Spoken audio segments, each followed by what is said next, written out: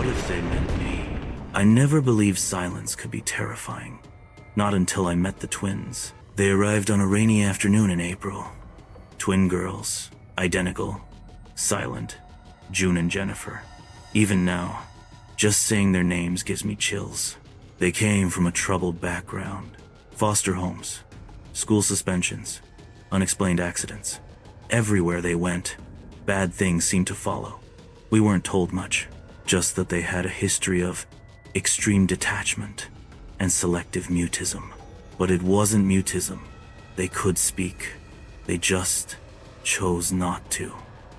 Not to us, not to anyone, only to each other. They had their own language, gibberish at first listen, but rapid and rhythmic. Whispers layered over whispers, like birds fighting in the rafters. And when one spoke, the other would mirror her face, her breath, her blinking, as if one mind inhabited two bodies. At first, it was unsettling. Then, it became disturbing. They wouldn't eat unless placed together. Wouldn't sleep unless in the same bed. Wouldn't move unless the other moved first. They would stare, just stare at you, both of them, with this vacant intensity that made you feel like you were being read, like they were memorizing your skin from the inside out. Things around them began to change. Light bulbs popped in their hallway. Clocks stopped.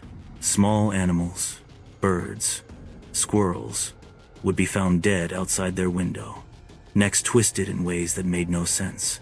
Other patients started reporting nightmares, vivid ones. One girl claimed she woke up with Jennifer sitting on her chest, smiling, not blinking. The girl was transferred out the next day. We all joked darkly that the girls were cursed, but it wasn't a joke. It was fear. No one wanted to work the night shift near their room. No one wanted to be alone with them. Not even me. But one night, I was. It was storming. The power had gone out across half the building. Emergency lights flickered a dim red glow. I was making rounds with a flashlight when I passed their room. The door was open. They weren't inside. I froze. We were trained for escape drills, but this was different. There was no sound, no footsteps, no alarms, just this thick silence, like the world was holding its breath. I stepped inside. That's when I saw the writing. The walls were covered in charcoal scribbles, pages from books, torn and stuck to the walls with some kind of glue. Ink was smeared into strange circular patterns. On the floor, a bird's carcass, dried, bent backward, and in the center, two dolls, homemade, crude, one with long yarn hair, one bald, with ink-drawn eyes.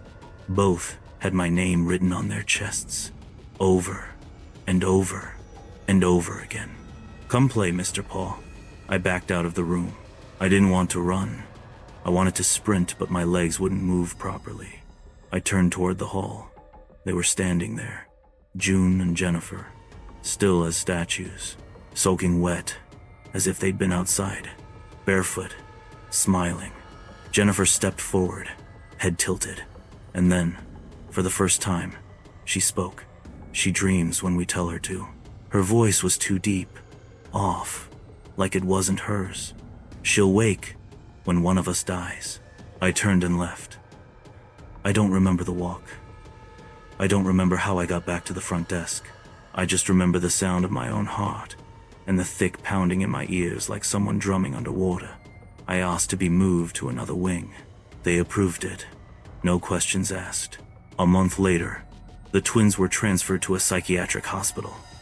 And not long after that, one of them died. Jennifer.